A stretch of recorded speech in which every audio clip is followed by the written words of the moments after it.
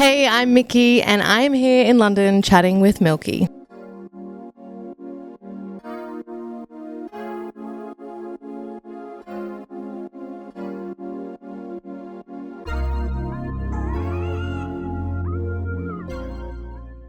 I think just growing up and getting older, I think like that is the kind of catalyst for it. I essentially took like 6 months off music and then felt like the stuff that I was writing was just a bit more, I don't know, like authentic and vulnerable. And then it just didn't feel like it fit the kind of character that Florian was. Not that I wasn't Florian, but I'm like, now in my head, I kind of see Florian as like the drag queen version of me. And then this project is like me. That's how it's kind of like played out in my mind. And I've come to terms with letting Florian go and like just being myself a bit more with this project.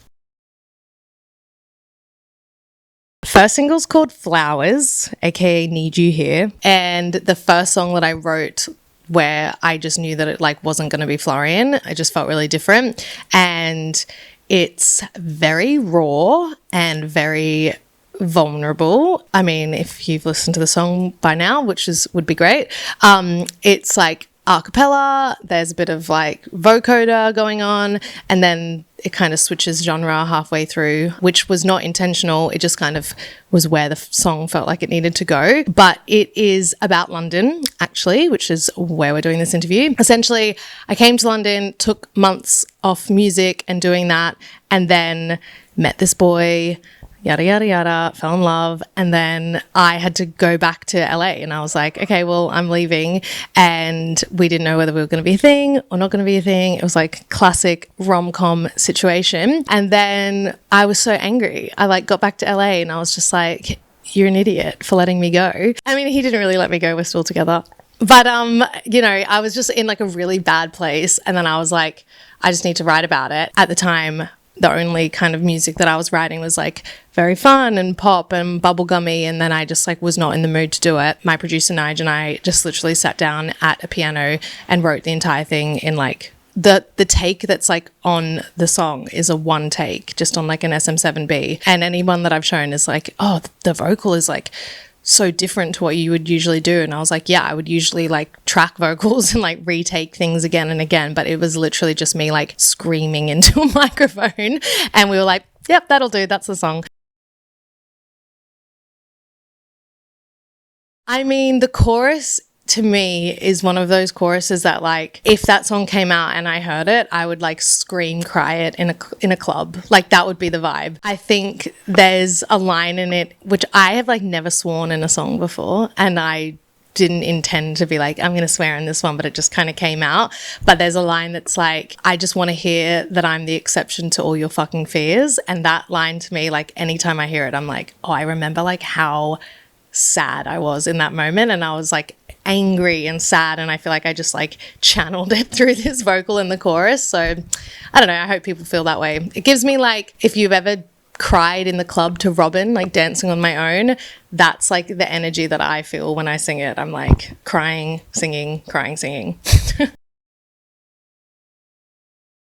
Visuals for it is like the craziest thing I've ever attempted in my entire life. It is basically just me and a bunch of friends in a room, and people like keep thinking that like, how did you get the money to do this? And I'm like, babe, we did it with like fucking glue guns and nail guns and the strength from the universe. Okay, this is random, but you know that scene in Twilight where Bella is like sitting on the bed and it's going like seasonal changes? That's like the vibe that I get in my head when I was like writing the song. I was like the dichotomy between like this amazing summer, the best summer of your life, the love of your life, and then you get back and it's like winter and cold and shit and you're sad. That like flip-flop in your mind where like if you close your eyes you can like feel like you're back in that moment. So that's kind of what I wanted to show, and I knew that I wanted it to be in like one room because that's like in my head. The room is essentially my head and it flicks between summer and winter essentially. And yeah, I have two really good friends. Their company's name is Move Like Water, and we were just like scheming for months, and we were like, we knew we wanted to do a video for it, and we kind of just threw out like our wildest ideas. Like my friend Rowena was like, I want you to get birthed from a sack in the sky, and I was like, all right, let's do it. And then I was like, I want to fall backwards, like on a rig, and then be dragged around the floor on flowers. And so we kind of just like threw all these ideas out there that usually I would never have the like manpower or willpower to actually pull off. And then somehow we pulled it off. And yeah, I'm proud of it. It's cool. I've been saying like this. So Mikii as a project is like, I'm finding incredibly hard to describe genre-wise. I feel like Sonic World is a good saying because it kind of does live in its own universe. So the songs are always like unexpectedly something, I think. And when you hear the other singles that are to come, they never have really started as like dance or like club songs. They always kind of end up there, but that's not like their intention. I've written a song and then it's just kind of like morphed into that because it feels like the natural thing that it wants to do. I just say it's like songs for everywhere. It's songs for like riding a Lime bike down the street. It's songs for like in the club. It's songs for road trips. It should just be like music that you can listen to wherever you want and it kind of fits the space that you're in.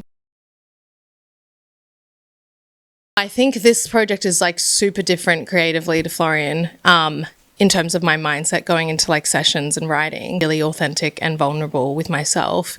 And that's like almost scary. So I feel like with Florian, it was always like fun concepts. And like, I mean, I wrote a song about a fucking teddy bear. So it's like, they were like fun and light and I didn't feel like I was like really exposing myself. Whereas now I feel like I've dived into this weird mindset where I'm like, oh, I have to sing about like shit that really matters to me. So it's been an interesting process, like doing the switch, but very rewarding. I don't think the pink hair defines me. I just think it's like, it actually feels like my natural hair color at this point. It's been like, I don't know, 12 years or something. I feel like that would be me like changing to fit this like other mold. Whereas I think like the whole exercise for me and the whole process of like starting this artist project has just been like every step of the way being like, is this me? Do I feel good in this? Is this authentic? And then if it's not, I'm just like pivot. And that was like, when I was like, do I dye my hair? I was like, no, because like that's me changing to try and like find another character. And it's like, no, this is just me. But probably be wearing less pink. Yeah, for sure. Because she's grown. Very different. London, Sydney, LA could all be like completely different worlds, in my opinion. Weirdly, I actually do think the best writing that I've ever done is in LA. I think everyone has like this weird kind of view of it where they're like, oh, it's so like businessy and, you know, like politics and within the music industry. But I actually think that's where I thrive, weirdly. Not that I'm crazy. I think it just like is, to me, it's like when I go to LA, it's like work mode and I can kind of get a lot of shit done in a very like small amount of time. London is definitely inspirational. I feel like in terms of a vibe, it suits me more. And then Sydney's home. So it's like, I can usually feel like I'm surrounded by my friends that have known me for a very long time and it's kind of like coming home to myself and to my friends. But yeah, I think London is doing it for me at the moment. It's a vibe. Total world domination. No, the future's exciting because it's kind of like unknown, and it's really weird to be like starting something super fresh but also really liberating at the same time. And I feel like I'm kind of getting to know myself again. In terms of like where I can see this project going, I just want to like play really fun shows and I don't know, like maybe connect with people that I couldn't connect with Florian. Yeah, I just hope people enjoy the music because I do. I mean, I've been enjoying it, which is nice.